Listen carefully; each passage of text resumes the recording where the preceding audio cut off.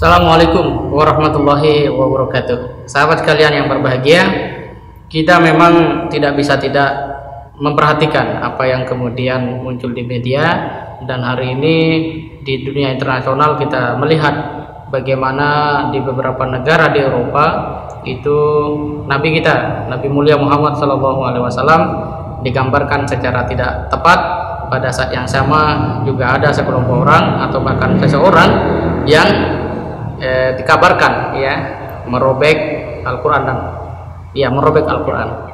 Fenomena ini sebenarnya hanya akan menjadikan masyarakat dunia internasional itu semakin terbuka untuk mengerti dan mempelajari Islam, karena rasio manusia pada umumnya itu akan bertanya kenapa dihina, kenapa dirobek, ada apa, kenapa seperti itu.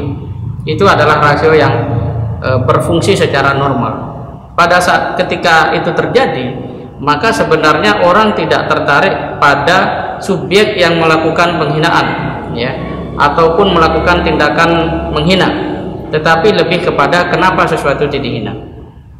Dan kalau kita lihat di dalam perjalanan modern ini, sejak selesainya 11 September di 2001 itu ternyata gelombang orang untuk mempelajari Islam sangat tinggi. Pada akhirnya orang menjadi mu'alaf itu sangat besar di Amerika, dan itu juga terbukti ketika kemarin di Selandia Baru orang secara membabi buta menembak orang yang sedang ibadah di masjid. Itu juga sama, melahirkan sebuah rasa penasaran yang tinggi. Pada akhirnya umat-umat yang ada di sana itu membela keberadaan atau eksistensi umat Islam. Dengan demikian, maka penting bagi umat Islam untuk menyikapi ini secara tegas, sekaligus dengan mengedepankan nilai-nilai adab dan akhlak. Karena pada akhirnya dunia akan mencari tahu mengapa Islam dibenci, relevankah Islam itu dibenci.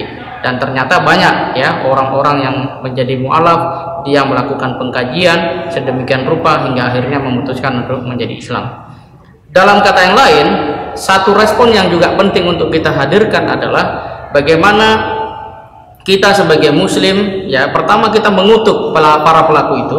Yang kedua, kita berusaha untuk menampilkan keindahan Islam ini dalam kehidupan secara nyata, terutama aspek akhlak, aspek adab yang menjadi bagian yang secara historis itu cukup ampuh menjadikan orang-orang melihat dan mengenal Islam secara lebih dekat.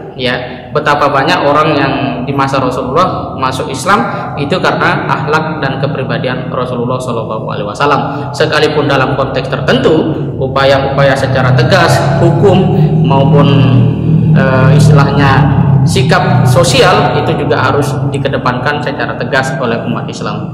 Prinsipnya, dengan kejadian demi kejadian yang telah terjadi dan bahkan mungkin akan terjadi, generasi muda Islam harus semakin mengerti bagaimana memberikan respon yang memadai, bagaimana melihat Islam yang dicintai itu secara lebih konkret lagi.